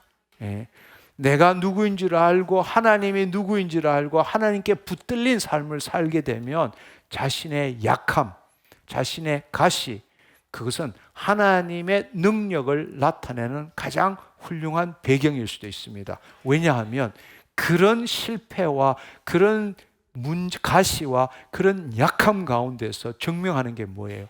하나님의 영광이 드러나면 그거 내가 한 게 아니라 하나님이 행하셨다는 것을 100% 증거할 수 있는 수단이 되는 겁니다. 인간적으로 볼 때는 불가능한 이야기예요. 인간적으로 판단할 때는 불가능한 이야기. 그러나 바로 그 약함을 온전함으로 바꿀 때, 하나님이 나를 통해서 나타나실 때 누가 봐도 그것은 하나님이 행하신 일이다. 하나님을 증거하는 삶을 살 수 있다는 것입니다. 그러니까 가시나 나의 약함은 걸림돌이 아닙니다. 디딤돌입니다. 우리 새로운 삶을 삽시다. 많은 사람들이 착각하는 것이 뭔가 하면 자신에게 있는 가시가 하나님의 영광을 가린다고 착각합니다. 그렇지 않습니다. 하나님의 영광과 능하심과 강함을 나타내는 증거로 사용되어야 합니다. 그런데 너무 안타까운 사람은 뭔가 하면 자신의 육체의 가시를 빼기 위해서 하나님을 시험하는 사람들이 너무 많습니다. 정말 우리가 배워야 하는 것은 자기의 가진 가시를 빼기 위해서 하나님을 시험하는 삶을 멈출 줄 알아야 합니다. 많은 사람들이 어떻게 생각하는가 하면 하나님은 살아계시고 전지전능하신 분인데 정말 자기를 사랑하는지를 어떻게 판단하느냐? 자신의 육체의 가시의 제거 여부로 판단하는 거예요. 그리고 어떤 사람은 자신의 가시를 빼는 것을 포기하지 않아요. 끝까지 그 문제에만 묶여 사는 거예요. 그러면서 그 하나님의 살아계심을 증명하는 수단으로 삼는 거예요. 자기 가시를 제거하는 것을 살아계신 하나님이 나를 사랑하시고 내가 하나님의 자녀인 것을 증명하는 수단으로 삼는 거예요. 저는 그런 사람을 여러 번 봤습니다. 어떤 면으로 보면 하나님이 역사하시면 치유할 수도 있죠. 사도 바울도 치유할 수 있죠. 그렇지만 하나님께서 내 은혜가 족하다라고 말씀하셨어요. 우리에게도 날 때부터라든지 사고로 인해서 어떤 상처 이런 게 있다면 하나님이 치유해 주실 수 있습니다. 근데 이 사람도 믿음으로 그렇게 기도하고 여러 번 했는데 치유가 일어나지 않아요. 그렇다면 그 가시를 보는 게 아니라 그 가시가 은혜의 수단이 돼야 되는데 이 사람은 끝까지 용한 사람 찾아다니는 거예요. 끝까지 이 집회 저 집회 찾아다니는 거예요. 그리고는 하나님을 판단하고 사역자를 판단하는 거예요. 하나님은 날 사랑하시지 않는다. 저 사역자는 능력이 없다. 가시를 그걸로 사용하는 거예요. 무슨 말인지 이해하시겠어요? 아멘. 자기 육체의 가시를 빼기 위해서 하나님을 시험하는 삶을 멈출 줄 알아야 합니다. 오늘 사도 바울이 우리에게 가르쳐 주는 게 바로 그 문제예요. 3번이나 간구했습니다. 그런데 내 은혜가 족하도다. 이는 내 능력이 약한 데서 온전하여짐이라 하심이니라. 그래서 그때에 도리어 사도 바울은 크게 기뻐함은 나의 여러 약한 것들에 대하여 자랑하리니 이는 그리스도의 능력이 내게 머물게 하려 함이니라. 그렇다고 해서 이 말을 잘 이해해야지 사도 바울이 온 동네방네 다니면서 나 뭐야 안질이야 나 뭐야 이렇게 자랑하고 다녔다는 뜻은 아니에요. 그것에 묶이지 않았다라는 뜻입니다. 또 그것이 나타나서 사람들 보기에 힘들 때도 있지만 그걸 감추려고 애쓰지 않았다라는 이야기예요. 그렇지만 감추지 않는 대신에 자신의 겸손함 때문에 더 큰 하나님의 영광이 드러나니까 처음에는 사람들이 어떻게 저런 가시가 있는 사람이 하나님께 쓰임 받을 수 있느냐라고 말했지만 엄청난 놀라운 하나님의 영광이 드러남으로 인해서 저건 결코 저 사람의 개인의 능력이 아니다. 하나님이 살아계신다. 하나님의 역사다. 이걸 증거하는 수단으로 삼았다라는 이야기입니다. 아멘. 그러니까 핵심은 더 이상 가시에 묶이지 않은 거죠. 오히려 그 가시를 이용해서 하나님의 능력이 자신 안에 머무는 것으로 활용했다는 이야기입니다. 사도 바울도 기도하고 응답받기 전에 어떻게 생각했을 것 같아요? 주님, 내 이 가시 때문에 주님 사역하는데 엄청 방해가 됩니다. 사람들이 나 뭐라고 보겠습니까? 이렇게 기도했을 것 같아. 그래서 3번이나 기도했을 거라고. 근데 주님이 말씀하시기를 내 은혜가 내게 족하도다. 이는 내 능력이 약한 데서 온전하여짐이니라. 우리가 이걸 배워야 한다는 것입니다. 아멘. 근데 사도 바울도 이 말씀을 13편이나 지었고 이 신구약을 통달한 율법학자인데 하나님이 어떤 분이신지 알 거 아니에요. 그리고 그만큼 놀라운 일을 했다면 하나님이 당신을 얼마나 사랑하는지도 알 거 아니에요. 사도 바울도 틀림없이 예스를 원했을 것 같아. 내가 너 고쳐줄 거야. 이렇게 원했을 것 같아. 근데 하나님의 답은 노였어요. 노. 3번이나 기도했는데 노. 근데 우리가 알아야 될 사실은 우리의 입장에서 원하는 건 예스예요. 예스가 필요하고 예스를 통해서 주님이 역시 날 사랑하셔. 이걸 우리는 인정받고 확인하고 싶었을 겁니다. 우리 입장에서는 노는 허용이 안 돼요. 쉽게 말하자면 노 이러면 나 너 모른다. 나 너 사랑하지 않는다로 받아들일 수밖에 없다라는 겁니다. 그러나 우리가 하나님이 누구이신지를 안다면 그분은 끝까지 우리를 사랑하시고 예수님을 사랑과 똑같이 우리를 사랑하시고 우리의 행동이나 우리의 생각과 상관없이 털끝만큼도 변함없이 끝까지 우리를 사랑하신다는 것, 우리와 함께 하신다는 그것을 여러분들이 안다면 그분은 우리보다 우리를 더 잘 아시는 분이고 우리에게 가장 좋은 것을 주시기를 원하신다는 것을 우리는 알아야 합니다. 그 말은 뭔가 하면 우리의 입장에서는 노지만 하나님의 입장에는 예스예요. 우리 인간의 생각으로는 하나님께서 노 할 때에 너무 당혹스럽고 나를 버리시는가? 나하고 관계가 끊어지는가? 내가 무슨 죄를 지었는가? 이렇게 생각할지 모르지만 우리가 원하는 건 예스지만 노라고 들었을지라도 하나님의 입장에서 보면 우리보다 우리를 더 잘 아시고 모든 것을 합력하여 선을 이루시는 그 하나님에게서는 언제나 예스다. 노는 없다. 노 했기 때문에 사도 바울은 그 전보다 더 놀라운 끝까지 믿음의 선한 싸움을 싸운 자가 된 거예요. 누구나 아픈 가시가 있어요. 사단의 사자가 늘 괴롭히는 그 가시가 있다고요. 심지어는 내 잘못으로 인해서 내 죄로 인해서 만들어진 가시도 있어요. 있지만 여러분, 그거 없애려고 애쓰지 말라고. 거기에 하나님의 사랑을 그걸로 견주고 그걸로 판단받으려고 하지 말라는 이야기예요.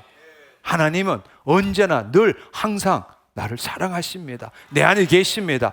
나를 통해서 더 큰 일을 행하기를 원하십니다. 하나님은 언제나 예스입니다. 노는 없어요. 근데 나는 내 문제에 붙들려서 내 이 문제를 해결받아야 하나님 나를 사랑하시고 나를 사용하실 수 있다고 착각하는 겁니다.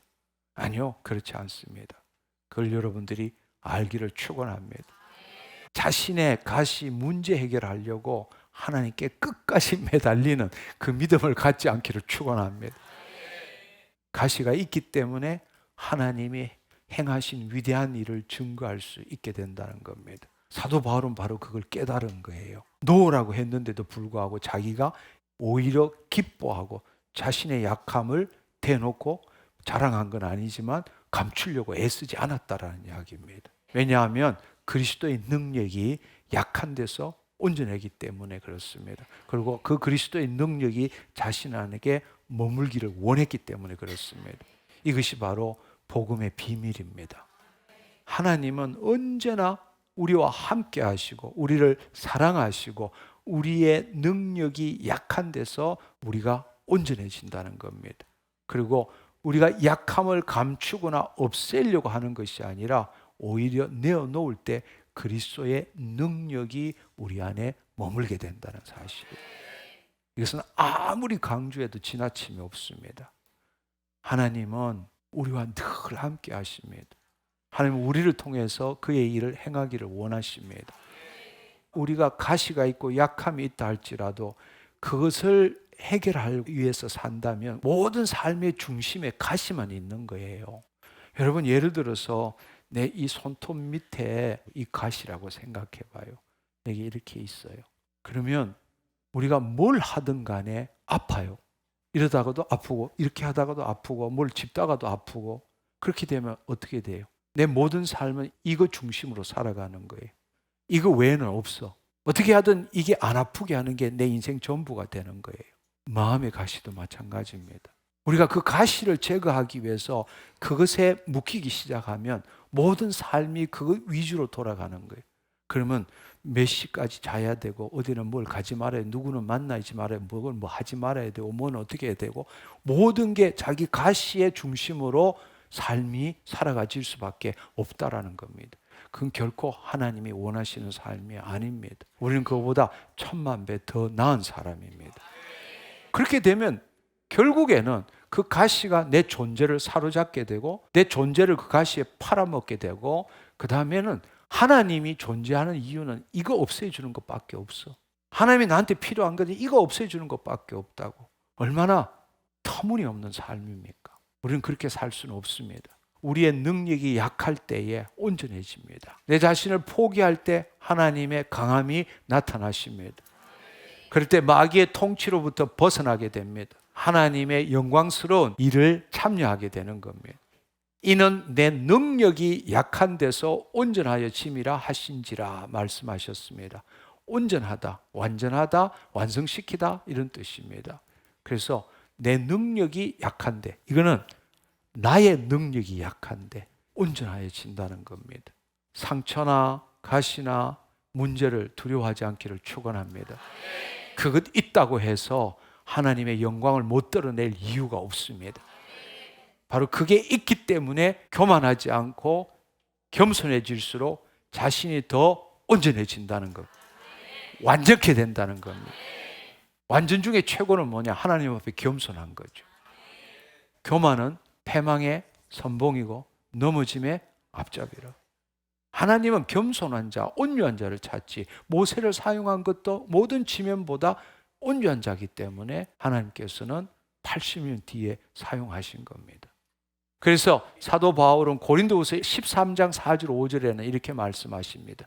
그리스도께서 약하심으로 십자가에 못 박히셨으나 하나님의 능력으로 살아계시니 우리도 그 예수 그리스도 안에서 약하지만 너희에 대하여 하나님의 능력으로 그와 함께 살리라. 사도 바울이 고백하는 거예요. 그리스도께서 약하심으로 십자가에 못 박히셨으나 하나님의 능력으로 부활하셨잖아요. 마찬가지로 우리도 그 안에서, 그 예수 그리스도 안에서 약하지만 하나님의 능력으로 그와 함께 살아간다는 뜻입니다. 아멘. 너희는 믿음 안에 있는가? 너희는 믿음 안에 있는가? 여러분, 오늘 이 시간에 여러분 스스로에게 가슴에 손을 얹고 해야 될 질문입니다. 너희는 믿음 안에 있는가? 너희 자신을 시험하고 너희 자신을 확정하라. 예수 그리스도께서 너희 안에 계신 줄 너희가 스스로 알지 못하느냐? 그렇지 않으면 너희는 버림받은 자니라. 너희는 믿음 안에 있는가? 무슨 믿음 안에 있는 거야? 자신의 약함에 붙들리지 않을 때 하나님의 강함이 나타난다는 것을 믿는 믿음이 있느냐는 뜻이에요. 너희가 믿음 안에 있느냐? 너희 스스로 확정하라. 너희 자신을 시험해 보라. 말씀하시는 거예요. 무슨 믿음이냐? 무슨 믿음이냐? 나한테 가시가 있지만, 나한테 약함이 있지만 내가 그것에 붙들리지 않을 때에 하나님의 강함이 나타난다. 이 믿음을 갖고 있느냐는 이야기예요. 그렇기 때문에 10절에 보면 그러므로 내가 그리스도를 위하여 약한 것들과 능력과 궁핍과 박해와 공고를 기뻐하노니 이는 내가 약한 그때의 강함이라. 이것은 나의 강함이 아니라 하나님의 강함이 나를 통해서 나타나시는 거죠. 여러분, 우리의 삶을 새롭게 들여다봅시다. 가시 문제, 약함 해결하기 위해서 매달리지 않기를 축원합니다. 물론 필요에 따라서는 하나님께서 그 가시도 제거해 주십니다.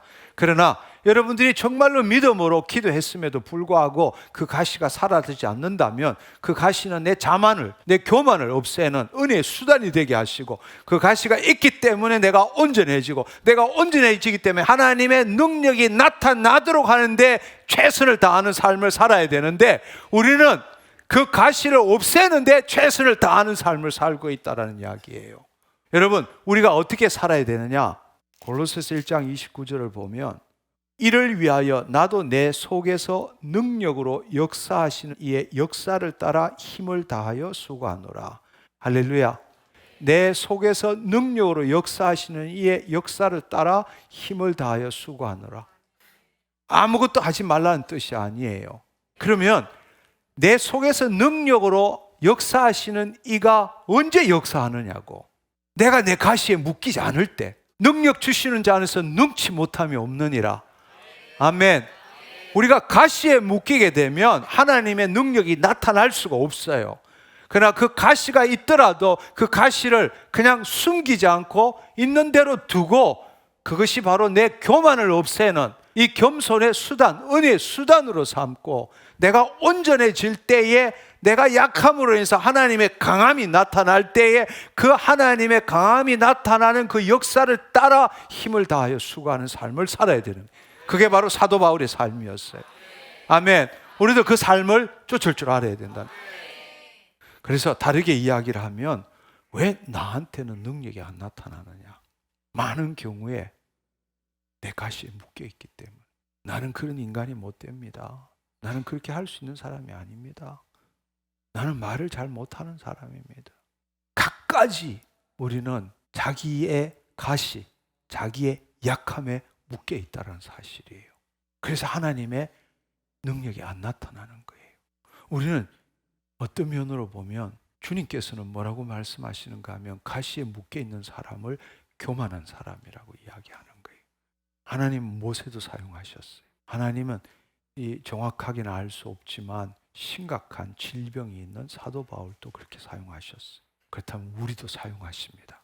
하나님의 능력이 안 나타나는 이유는 우리가 가시에 묶여 있기 때문에 그렇습니다. 가시 위주의 삶을 살기 때문에 그렇습니다. 모든 중심에 가시가 있는 거예요.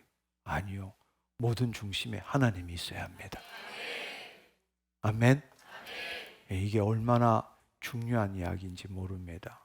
그래서 고린도전서 1장 26절에서 29절의 말씀에 보면, 형제들아 너희를 부르심을 보라. 육체를 따라 지혜로운 자가 많지 아니하며 능한 자가 많지 아니하며 문벌 좋은 자가 많지 아니하도다. 그러나 하나님께서 세상에 미련한 것들을 택하사 지혜 있는 것들을 부끄럽게 하려 하시고 세상에 약한 것들을 택하사 강한 것들을 부끄럽게 하려 하시며 하나님께서 세상에 천한 것들과 멸시받는 것들과 없는 것들을 택하사 있는 것들을 폐하려 하시나니 이는 아무 육체도 하나님 앞에서 자랑하지 못하게 하려 하심이니라.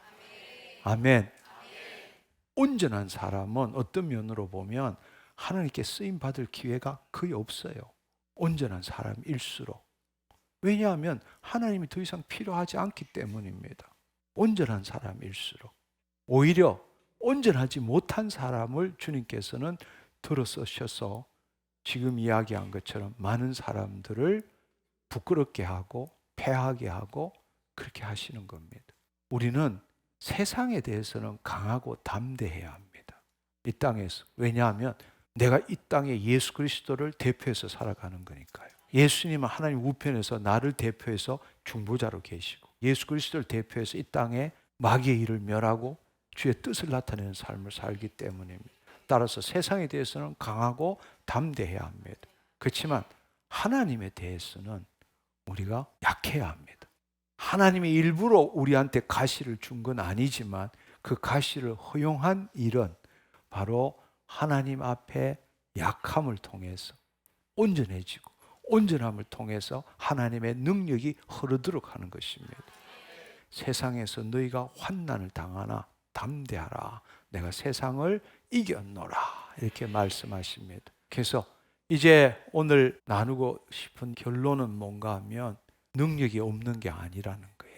우리가 앞서 읽었던 골로새서 1장 29절의 말씀처럼 내 속에서 능력으로 역사하시는 이의 역사를 따라 힘을 다하여 수고하노라. 아멘. 그러니까 이 세상 사람들은 지금보다 더 나은 자기가 되기 위해서 자기 개발로 할 수 있는 모든 것들을 다 하는데 예수님께서 가르쳐 주신 것은 자기를 부인하고 자기 십자가를 지라. 사람들은 그걸 이해를 못하는 거예요. 자기 부인하고 자기 십자가를 지면 그러면 아무것도 하지 말고 감나무 밑에서 입만 벌리고 있으라는 뜻이냐? 어떻게 살아라는 이야기냐? 이렇게 해도 잘 살지 못하고 이렇게 해도 행복을 누리지 못하는데 어떻게 자기를 부인하고 자기 십자가를 지고는 예수님만 쫓으면 되느냐? 내가 이 땅에 삶을 어떻게 사느냐? 이렇게 사람들이 혼돈, 혼미, 갈등 속에 있다라는 겁니다. 근데 결론은 뭐냐? 능력이 없는 게 아니라는 거예요. 하나님이 내 안에 계세요. 그분이 누구이신지를 안다면, 그분이 사랑이시고 그분이 나를 통해서 그 일을 행하는 걸 안다면 그분은 능력 주시는 분이에요. 아무 일도 하지 말라는 게 아니에요. 나에게 능력으로 역사하시는 이의 역사를 따라, 그러니까 하나님께서 나를 통해서 그의 일을 행하는 그 일에 동참하라는 이야기예요. 그렇게 하려면 마귀들은 어떻게 하느냐? 그 삶을 못 살도록 약함과 가시를 붙들고 우리를 흔들어 제끼는 거예요. 너 같은 인간이 너가 할 수 있는 일이 뭐냐? 너 같은 죄인이 신체적으로, 정신적으로, 관계적으로, 물질적으로 이런 가시, 이런 약함을 쥐고 흔드는 거예요. 그럼 그게 묶여서 일평생을 보낸다는 이야기예요. 그렇게 되면 하나님의 능력은 안 나타난다는 이야기예요. 기도를 했어요. 믿음으로 기도를 했어. 여러 차례 기도를 했어. 그럼에도 하나님이 노 했다면 여러분은 예스로 받아들여야 돼요. 기뻐할 줄 알아야 돼요. 아멘. 나의 약함을 통해서 온전하게 되기 때문에 가시 중심으로 사는 게 아니라 내 안에 있는 예수 그리스도를 나타내는 삶을 살아야 하는 거예요. 그때 능력이 임하는 겁니다. 아멘. 어떤 일을 하더라도, 불가능한 일이라도, 과거에 실패를 했다 하더라도, 내 능력이 없다 하더라도 내게 능력 주시는 자 안에서 능치 못함이 없느니라. 내가 모든 걸 할 수 있다는 거예요. 주님이 사람도 붙이십니다. 내가 하겠다는데 네가 왜 말이 많냐라고 말씀하십니다. 언제 내가 너보고 하라 그랬느냐? 너가 포기하는 만큼 내가 너를 통해서 내 일을 하겠다. 할렐루야. 여러분 다시 한번 생각해 보십시오. 내가 누구입니까? 나 하나님 자녀입니다. 예수 그리스도는 새로운 피조물입니다. 하나님의 영광을 드러내는 자입니다. 아멘. 내 안에 무엇이 있습니까? 내 안에 과거에는 두려움, 수치심, 죄책감, 결핍, 부족, 공허함, 상실감이 있었지만 그거는 다 속임이라고. 내가 있기 때문에 생겨난 거예요. 내가 죽고 나면 오직 성령 안에 있는 사랑과 의와 평강과 희락이 넘치게 된다는 사실입니다. 우리 안에 하나님의 신성, 신의 성품이 있습니다. 아멘. 원죄가 아니라 원복이 있습니다. 왜 사는가? 내 가시 없애려고, 내 행복을 위해서 사는 게 아닙니다. 그거는 너무 꾀째째한 삶이에요. 나한테 주신 그 소명을 통해서 하나님의 창조 목적을 이 땅에 이루는 삶을 사는 것입니다. 아멘. 내가 사는 삶이 아니, 주님이 나를 통해서 그의 일을 행하는 삶을 사는 것이죠. 그렇게 살기 위해서는 첫 번째로는 환난 가운데서도 심중에 하나님의 사랑으로 소망을 가질 줄 알아야 합니다. 소망을 가질 줄 알아야 돼요. 왜냐하면 그 하나님의 사랑이 우리 안에 있기 때문입니다. 그래서 로마서 5장 3절 5절에는 다만 이뿐이 아니라 우리가 환난 중에서도 즐거워하나니 이는 환난은 인내를, 인내는 연단을, 연단은 소망을 이루는 줄 알미로다. 소망이 우리를 부끄럽게 하지 아니하면 우리에게 주신 성령으로 말미암아 하나님의 사랑이 우리의 심중에 부음바 됨이니. 아멘. 내가 누구인지 알고 하나님이 누구인지 안다면 내 안에 하나님의 사랑이 있음을 체험할 줄 알아야 합니다. 할렐루야. 두 번째로는 염려 없어야 합니다. 하나님의 평강이 우리의 심중과 생각을 지키도록 해야 합니다. 빌립보서 4장 6절 7절에 보면 아무것도 염려하지 말라. 다만 모든 일에 기도와 간구로 너희 구할 것을 하나님께 감사함으로 하나님께 아뢰라. 그리하면 모든 지각에 뛰어난 하나님의 평강이 예수 그리스도 안에서 너희 마음과 생각을 지키시리라. 우리가 그 삶을 살아내기 위해서는 마귀에게 우리가 유혹이나 두려움에 붙들리지 않아야 되지만 동시에 그 가시가 문제가 아니라 우리가 그 가시에게 묶이지 않기 위해서는 하나님의 사랑이 체험되어져야 하고 무슨 일이 있더라도 염려하지 말아야 합니다. 아멘. 여기도 보면 모든 일에 기도와 간구로 너희 구할 것을 감사함으로, 염려하지 않는 이유는 뭔가 하면 하늘에 계신 천부께서 이 모든 것이 있어야 될 줄 알기 때문입니다. 무엇을 입을까 먹을까 마실까 염려하지 말라. 이는 하늘에 계신 천부께서 이 모든 것을 너에게 있어야 될 줄 아느니라. 아멘. 왜 감사함으로 하나님께 아뢰느냐? 그의 나라와 의를 구하면 다 이룰 걸 알기 때문에 감사하는 거죠. 우리가 그 삶을 살 줄 알아야 합니다. 아멘. 그리고 믿음으로 행하는 삶을 살아야 합니다. 우리가 지난 몇 주 동안 배운 것이 바로 우리가 보이는 것으로 행하지 않고 믿음으로 행하는 그 삶을 사는 게 뭔지를 배운 겁니다. 믿음으로 행하고 보는 것으로 행하지 아니함이니라. 보는 것으로 행하는 자는 거짓자로 살아가는 자고 믿음으로 행하는 자는 그리스도 안에 있는 믿음으로 사는 거고 그리스도 안에 있는 자만이 예수 그리스도 안에 있는 믿음으로 살아갈 수 있다는 겁니다. 믿음은 무엇입니까? 보이지 않는 세계에 실상과 증거를 붙드는 게 믿음이라고 말했습니다. 예수 그리스도 안에 있는 믿음은 눈에 보이는 것에 어떤 것을 믿는 것이 아니라 이 보이지 않는 비물질 세계, 바로 모든 것이 아무것도 없지만 이 에너지와 정보장으로서 가능성으로 이미 존재하는 그곳에 내가 확고한 생각과 그 생각을 그곳에 심음으로 인해서 실상과 증거가 만들어진 것을 공명함으로써 그걸 붙들고 있는 게 바로 예수 그리스도 안에 있는 믿음입니다. 바로 무엇인지 기도하고 구한 것은 얻은 줄로 믿으라. 그리하면 그대로 되니라. 자신의 가시에 묶이지 않는 사람은 바로 온전함을 이루고 온전함을 이루는 가운데서 자신의 약함을 통해서 하나님의 강함이 드러나는데 그 강함이 드러나는 삶을 살기 위해서는 하나님의 사랑을 체험해야 하고 무슨 일이 일어나더라도 하나님께서 이미 알고 계시기 때문에 염려할 것이 아니라 자신의 모든 세상의 지각보다 뛰어난 하나님의 평강이 우리의 심중과 우리의 생각을 지키도록 해야 한다는 겁니다. 그러고 난 다음에는 믿음으로 살아야 되는 거예요. 보는 것으로 행하는 것이 아니라 오직 믿음으로 행하는 것입니다. 그리스도 안에서만 가능한 삶입니다. 보이지 않는 세계에 말씀대로 이루어진 걸 풀어놓는 거예요. 풀어놓음으로 모든 가능성으로 존재하는 그 비물질 세계의 에너지가 바로 우리가 생각한 그대로의 실상과 증거를 만들어내면 낼수록 공명이 일어나게 되는 것입니다. 동조하고 공명이 일어날 때에, 내 안에서 공명이 일어날 때에 그 실상과 증거가 내 안에서 처음에는 우리가 믿음으로 꿋꿋한 생각으로 붙들고 그것을 투사했을 때 동조가 일어나고, 동조가 일어날 때 다시금 나한테 공명이 일어나게 되고, 그럴 때는 인식하게 되는 거예요. 그 실상과 그 증거를 인식하게 되는 거예요. 그러면 이루어진 거죠. 그때 그대로 되니라, 이 일들이 일어난다는 사실입니다. 우리 새로운 삶을 삽시다. 우리는 이미 새로운 삶, 믿음의 삶에 대해서는 이미 3주 동안 함께 배웠지만, 이 삶을 제대로 살기 위해서 제가 곰곰이 생각해 보니까 왜 그런 삶을 못 사느냐? 가시에 묶여 있기 때문에, 자신의 약함에 묶여 있기 때문에 마귀의 종노릇하며 살고 있더라는 겁니다.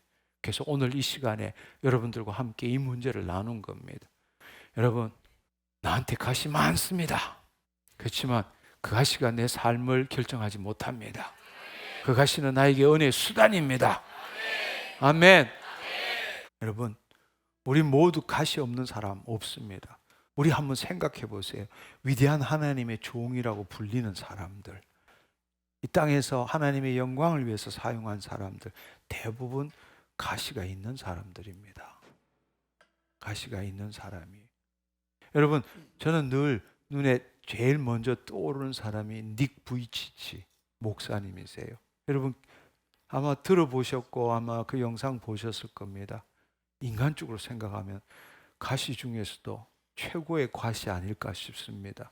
그럼에도 불구하고 그분은 가장 행복하고 가장 많은 영향력을 미친 그 삶을 사는 자입니다. 우리 안에 있는 가시 때문에 마귀의 종노릇하지 않기를 축원합니다. 그게 태생적이든 그 다음에 후천적이든 사고든 아니면 내 잘못, 내 죄로 인해서 만들어진 것들 상관없어요. 상관없습니다. 내가 누구인지를 알고 하나님이 어떤 분이신지를 안다면 하나님이 부르십니다. 아멘. 우리 새로운 삶을 삽시다. 네, 하나님께 감사와 영광 올려드리도록 합시다.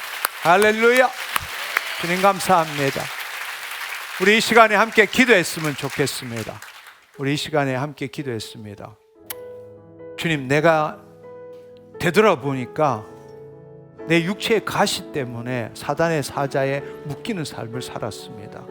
그것 때문에 나는 아무것도 할 수 없는 존재고 하나님 나를 사랑하시지 않고 남들도 나를 이상하게 볼 거라는 이 잘못된 생각 속에 살았습니다. 주님, 오늘 이 시간에 회개합니다. 이제 더 이상 사단의 사자에 묶이지 않겠습니다. 나의 약함이 오히려 강함이 되도록 하겠습니다. 또 두 번째로는 내 육체의 가시를 없애기 위해서 하나님을 시험하는 삶을 살았습니다. 지금까지 내 가시 때문에 아무 일도 못했습니다. 주님, 나 이거 고쳐야 합니다. 이거 하나님이 해주셔야 나도 주의 사람이 될 수 있습니다. 이렇게 육체의 가시를 없애기 위해서 하나님을 시험하는 삶을 살았습니다. 주님, 회개합니다.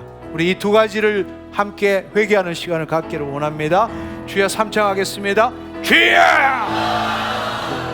주여! 주여! 시작할 때 주의 일을 보겠네. 내 작은 마음도 입을 열어서 기도하십시오. 묵상하지 마시고 입을 열어서 기도하십시오.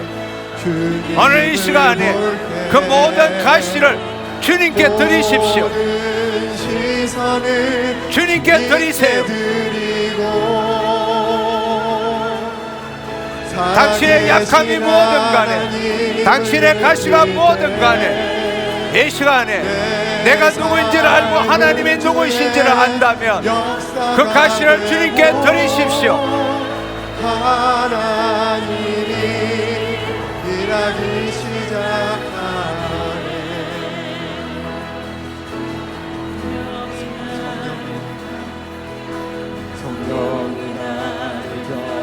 지켜 모든 두려움 사라질 때 주의 일을 보겠네.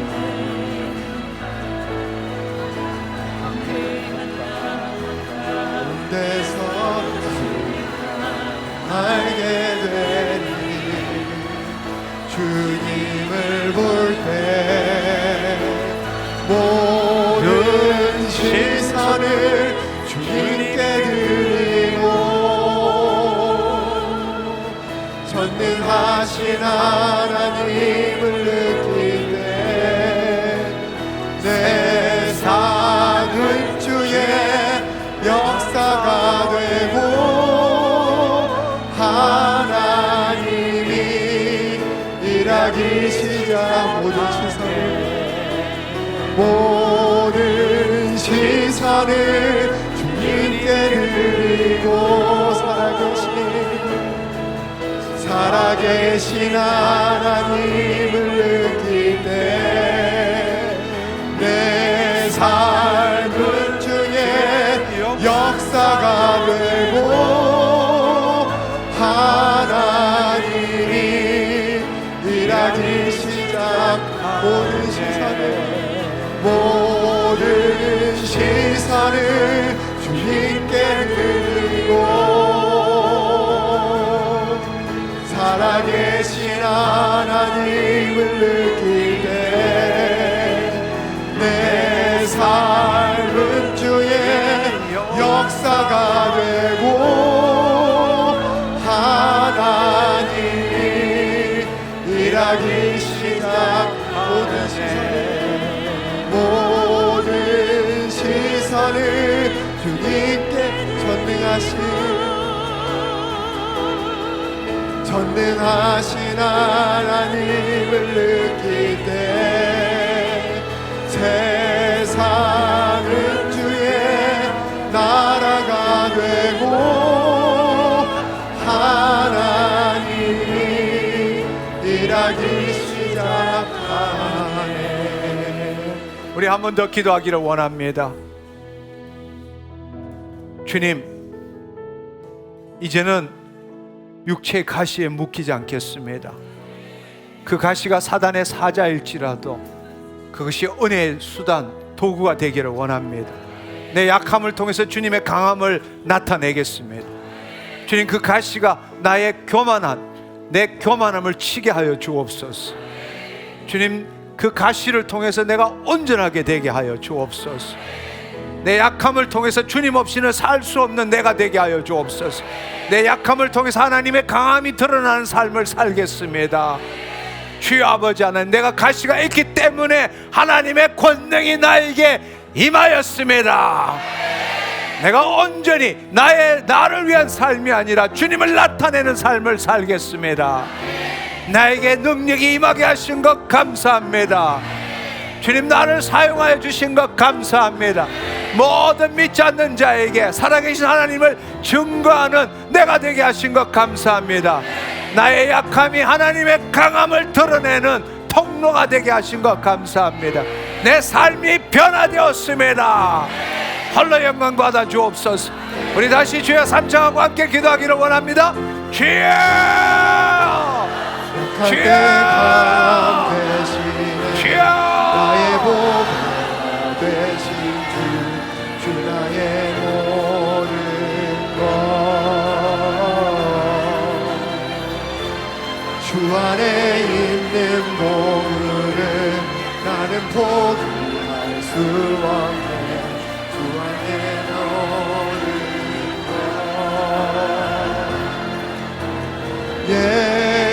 예수 어린 양 존귀한 이름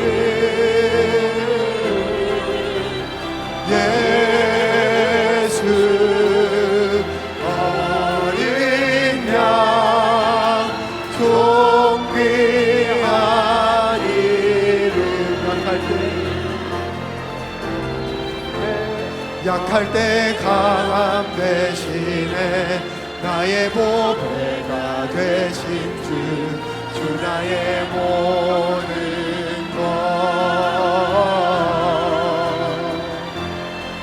안에 있는 보물을 나는 포기할 수 없네.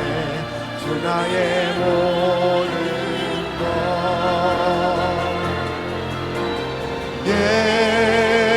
예수 어린 양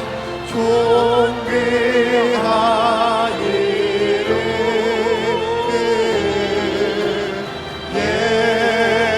예수 어린 양 존귀하기를. 마지막으로 한 번 더 기도하기를 원합니다. 주님께서는 우리에게 말씀하십니다. 너 안에 믿음이 있는지 시험하고 확정해보라 말씀하셨습니다. 주님, 내 안에 믿음이 있습니다. 주님, 내 약함을 통해서 하나님의 강함이 나타나는 것을 믿습니다. 나는 하나님이 주시는 능력 가운데서 그 능력대로 역사하시는 그 역사를 따라서 하나님 최선을 다하는 삶을 살겠습니다. 주님의 영광을 드러내는 삶을 살겠습니다. 주님, 이제는 내가 보이는 세계에 묶인 삶이 아니라 그리스도 안에서 보이지 않는 세계에 주의 말씀대로 이루어진 그 실상과 증거를 붙드는 삶을 살겠습니다. 내 삶이 변화되었습니다. 내가 새로워졌습니다. 내가 하나님의 자녀로서 위대한 하나님의 창조사에게 동참하게 되었습니다. 홀로 영광 받아 주옵소서. 우리 다시 기도하겠습니다. 주여!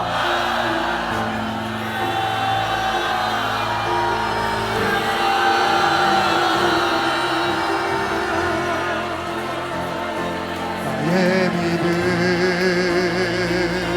주께 있네. 십자가 능력이 내 영광 되었네. 주께서 우리를 승리케 하셨네. 나의 능력 나의 소망 주께 있네. 나의 믿음 주께 있네. 십자가 능력이 내 영광 되었네. 주께서 우리를 승리케 하셨네. 나의 능력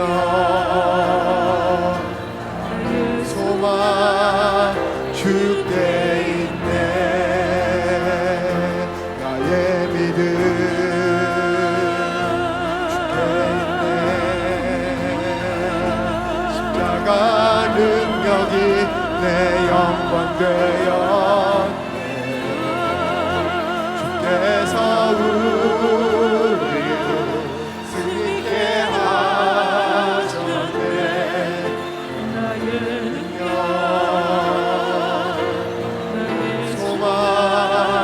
주께 있네.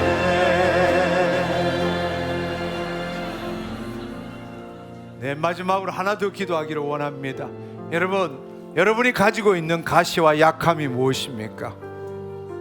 이 시간에 주님께 드리십시오. 그분은 우리의 모든 짐을 짊어지시고 가져가시기를 원하십니다. 청소는 저희가 할 테니까 여러분의 모든 가시와 약함 오늘 여기다 다 내려놓고 가시기를 축원합니다. 아멘. 아멘. 네. 그분은 우리의 죄를 사하시기 위해서 그분은 십자가를 지셨습니다. 그분은 우리의 죄뿐만 아니라 우리의 모든 고통, 고난, 약함, 가시 모든 것들을 가져가시고 짊어지시기를 원합니다. 아멘. 오늘 이 시간에 주님께 드리고 더 이상 찾아올 생각하지 마세요. 가서 또 주님 그거 내 겁니다 이런 이야기 하지 마세요. 오늘 이 시간에 정말 다 내려놓고 떠나가시를 축원합니다. 자유와 해방감을 누리기를 원합니다. 여러분의 가슴에 정말 이 심중에 진정한 자유가 솟아오르기를 원합니다. 할렐루야. 이 시간에 여러분 정말 큰 소리로 그리고 여러분의 마음을 묻고 있는 이 더럽고 악한 영 예수 그리스도의 이름으로 쫓으십시오. 아멘. 네, 주님 받아주시옵소서. 그래서 여러분의 눈앞에 있는 예수님의 십자가상에서 여러분의 약함을, 예수님의 십자가상에서 그 약함을 볼 때까지 기도하기를 바랍니다. 아멘. 이제 더 이상 내 거 아닙니다. 주님 것입니다. 그래서 은혜입니다. 그 은혜 없이는 살 수 없습니다. 아멘. 주님께 드리시고 자유함을 누리러 오늘 이 시간에 기도해서 자유함이 없으면 돌아가지 마세요. 예수님의 십자가상에서 여러분의 가시와 약함을 볼 때까지 여러분은 기도하십시오. 그것이 은혜입니다. 복음은 은혜입니다. 은혜 없이는 살 수 없습니다. 그 내 공로도 아닙니다. 내 업적도 아닙니다. 주님의 은혜입니다. 그 은혜를 누리고 돌아가시기를 축원합니다. 주여!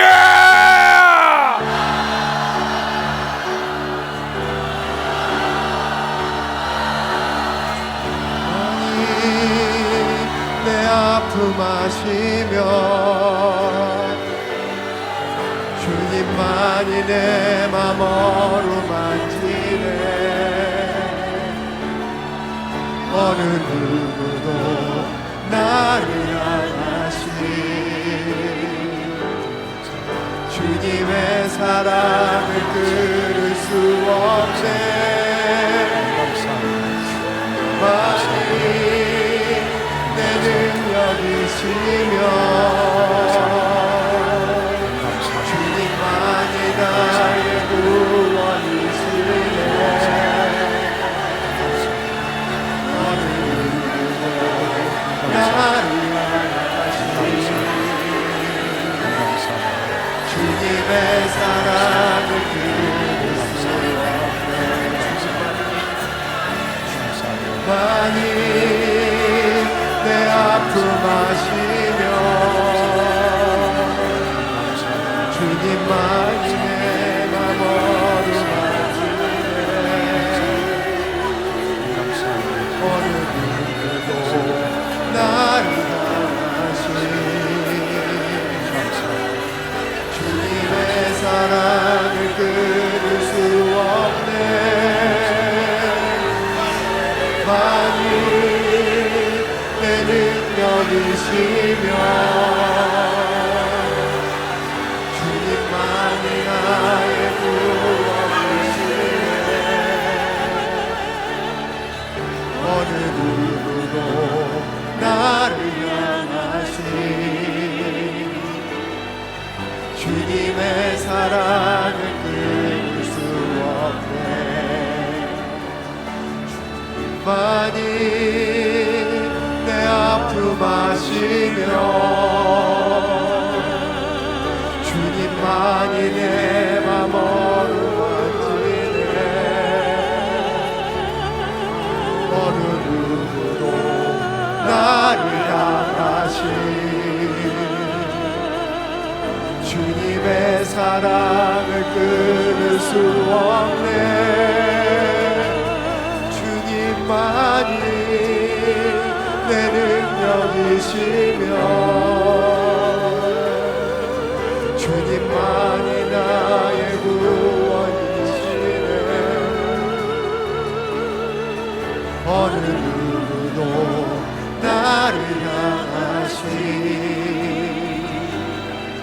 주님의 사랑을 끊을 수 없네.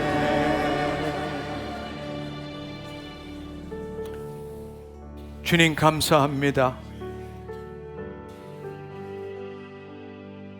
하나님의 하나님의 자녀로서의 삶을 살았지만 지금껏 내 가시와 상처와 약함을 사단의 사자에게 던져주고 이리 끌리고 저리 끌리는 삶을 살았지만 하나님께서는 바로 내가 누구인지 알고 하나님이 누구이신지 아는 자의 그 가시와 상처와 약함을 온전함을 이루는 은혜의 도구로 사용하시고 그것을 깨닫고 누리는 자에게 기름 부어 주셔서 주의 영광을 드러내는 위대한 삶을 살게 하신 것 감사합니다. 오늘 이 시간에 내 안에 계신 예수 그리스도, 그 예수 그리스도의 이름으로 나의 모든 상처와 모든 가시와 약함을 주님께 드립니다. 주님 가져가 주시고 짊어주시니 감사합니다. 은혜고 은혜입니다. 감사고 감사입니다. 홀로 영광 받아 주옵소서. 나는 이 시간 이후로 자유합니다. 감사드리옵고 예수님의 이름으로 기도드립니다. 아멘, 아멘. 할렐루야.